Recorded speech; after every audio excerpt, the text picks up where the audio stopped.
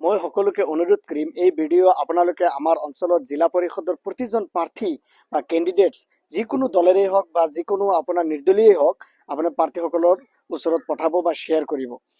আজি হাই secondary result দিছে। আমাৰ অঞ্চলৰ বহুত ষ্টুডেণ্টে আপোনাৰ ফাৰ্ষ্ট ডিভিজন, ছেকেণ্ড ডিভিজন বা থাৰ্ড ডিভিজন পাইছে বা পইচাৰ কাৰণে এতিয়া ডিগ্ৰী, BA, BCom বা BSc পঢ়িব নোৱাৰে।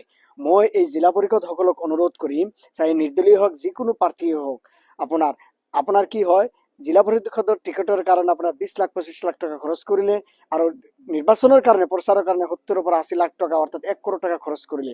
মই কম আপোনালোকৰ জিলা পৰিষদৰ এৰিয়াৰ আণ্ডাৰত 15 জন ষ্টুডেণ্টক আপোনাৰ গাৰ্লছ 8 জন আৰু 7 জন ল'ৰা আপোনালোকে সোশ্যাল ষ্টেটাছ, ইকনমিক ষ্টেটাছ আৰু প্লাছ আপোনাৰ একাডেমিক ষ্টেটাছ চাই আপোনালোকে ওলাই প্ৰতিজন ষ্টুডেণ্টক আপুনি 30,000 কৰি স্পন্সৰশ্বিপ দিয়ক, অৰ্থাৎ স্কলাৰশ্বিপ দিয়ক, স্পন্সৰ কৰক আপোনাৰ ডিগ্ৰী পঢ়াৰ কাৰণে।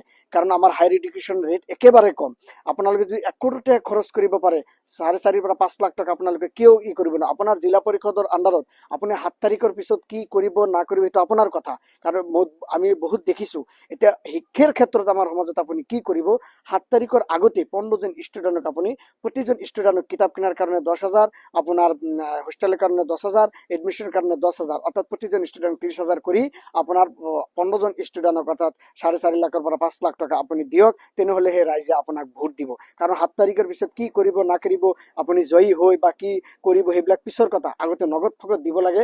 আমাৰ এই 15 জন ষ্টুডেণ্টে যাতে ভৱিষ্যতে সিহঁতে BA, BCom বা BSc কৰি আমাৰ সমাজত শৈক্ষিক ক্ষেত্ৰত যাতে উন্নতি কৰিব পাৰে। মই সকলোকে অনুৰোধ কৰিম এই ভিডিঅ' প্ৰতিজন প্ৰাৰ্থীৰ ওচৰত, প্ৰতিজন ব্যক্তিৰ ওচৰত আপোনালোকে পঠাই দিয়ক, যাতে সিহঁতে মোৰ এই কথাটো বুজি পায় আৰু ৰাইজ আপোনালোকে সিহঁতকে ভোট দিব যিহঁতে নেকি শিক্ষাৰ ক্ষেত্ৰত দিব। কাৰণ সমাজখন ৰাজনৈতিক হিচাপে, অৰ্থনৈতিক, সামাজিক হিচাপে ডেভেলপ হ'বলৈ হ'লে শিক্ষা লাগিবই। মই এই ভিডিঅ' পচাই দিয়ক আৰু সিহঁতে যদি 1 কোটি টকা খৰচ কৰিব পাৰে, কিয় 4-5 লাখ টকা স্কলাৰশ্বিপ দিব নোৱাৰিব। 15 পৰা 20 জন ষ্টুডেণ্টক সিহঁতে দেখাই দিয়ক যে আমি স্পন্সৰ কৰিম আৰু কেছ টকা সিহঁতক এতিয়াই দি দিয়ক এডমিশ্যনৰ কাৰণে। তেতিয়াহ'লে আপোনালোকে ভোট দিব।